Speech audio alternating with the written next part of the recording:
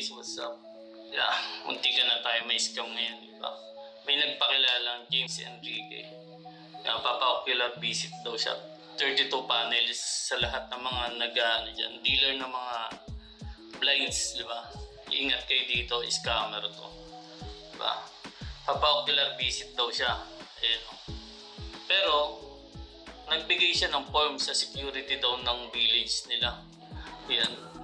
Tapos, meron siyang deposit na kailangan kayo magbayad. Refundable daw after ocular visit. Ibabalik daw yung pera mo. Yan, papakita ko sa inyo dito yung form. Diba? Bali ngayon, sinakyan ko lang siya. Ayan o, sa 7 Doon Parkid Greenwoods Executive Village. Ayan. Pinapila pa niya ako ng form. Tapos may bayad na 750. Yun yung mga details niya. Refundable daw payment yan for security purposes. Para di basta-basta kahit sino makapasok daw. Itong ano na pala na ito, scam na ito, marami na naloko na dealer. Kasi tinanong ko dun sa aming GC. Diba? Tapos, siyempre ako sinakyan ko, okay, i-process niya na daw. Ngayon pa, wait.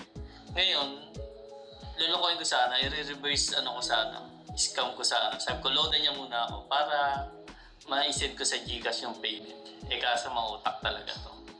Ito, yung combo na yung papakita ko dito sa screen. Diba?